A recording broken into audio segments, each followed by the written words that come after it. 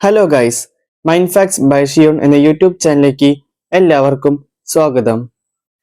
ഇന്ന് നമുക്ക് കുരങ്ങന്മാരെ കുറിച്ച് ഒരു കഥ കേട്ടാലോ? പിടിവാശക്കാരനായ ആളുകളെ മർക്കട മുഷ്ടിക്കാരൻ എന്ന് വിളിക്കുന്നത് കേട്ടിട്ടില്ലേ? എന്തുകൊണ്ടാണ് ഇങ്ങനെ വിളിക്കുന്നതെന്ന് എപ്പോഴെങ്കിലും ചിന്തിച്ചിട്ടുണ്ടോ?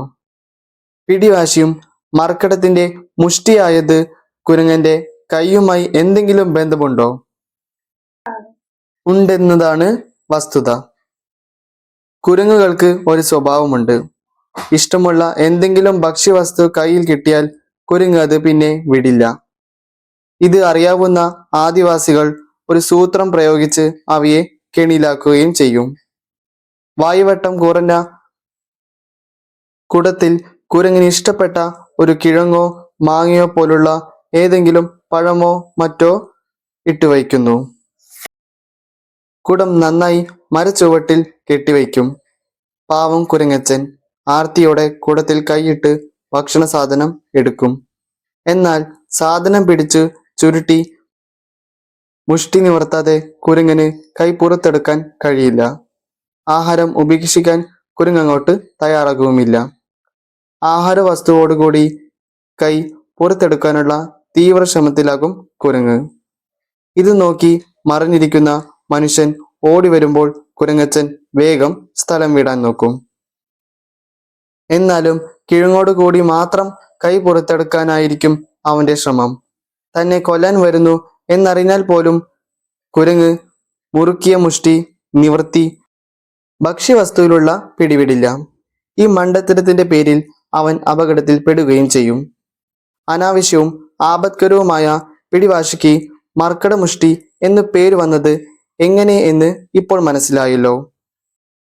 മർക്കട മുഷ്ടി കാട്ടി കെണിയിൽ അകപ്പെടുന്നുവെന്ന് കരുതി കുരങ്ങുകളെല്ലാം മണ്ടന്മാരാണെന്ന് കരുതരുത്. നല്ല ബുദ്ധിമാന്മാരും സൂത്രക്കാരുമൊക്കെ ഈ കൂട്ടത്തിലുണ്ട്.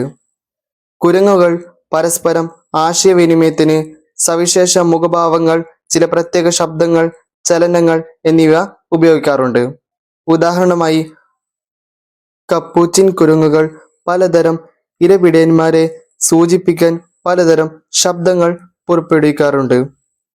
തലയാട്ടലും ഗോഷ്ടി കാട്ടലും ചുണ്ടുകൾ പിടിച്ചു വലിക്കലും കോട്ടുവായിടലും ഒക്കെ എനിക്ക് ദേഷ്യം വരുന്നു, ഞാൻ ചിലപ്പോൾ ആക്രമിച്ചേക്കും എന്നതിൻ്റെ സൂചനയാണ്.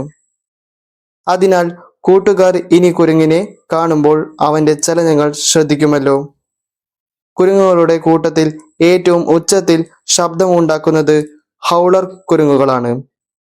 ഇവയുടെ ശബ്ദം തുറസായ സ്ഥലത്ത് 3 മൈൽ വരെയും വൃക്ഷനിബിഡമായ കാട്ടിൽ 2 മൈൽ വരെയും കേൾക്കാമെത്രേ. കുരങ്ങുകളുടെ കൂട്ടത്തിൽ പല വിഭാഗങ്ങളുണ്ട്.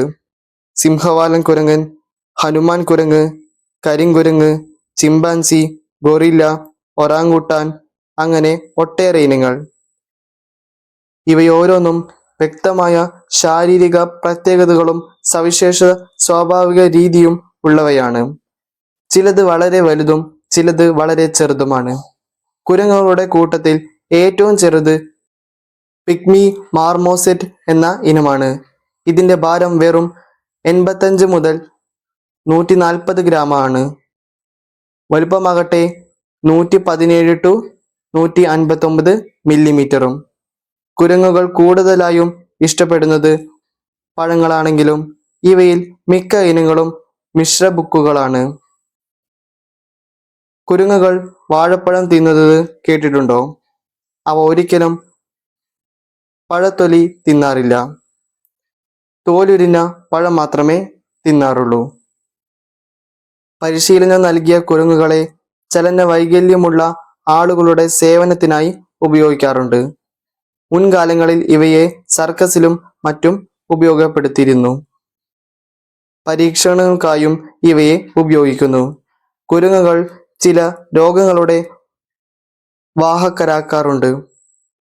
ഹെപ്പറ്റൈറ്റിസ്, ക്ഷയം, സിമിയൻ ഹെർപ്പിസ് ബി എന്നിവ കുരങ്ങുകളിലൂടെയും പകരുന്ന രോഗങ്ങളാണ്.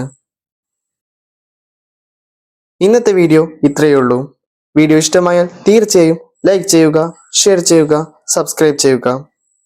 ഇതുപോലുള്ള ഇൻട്രസ്റ്റിംഗ് വീഡിയോയുമായി വീണ്ടും വരുന്നതായിരിക്കും. അതുവരേക്കും എല്ലാവർക്കും നന്ദി.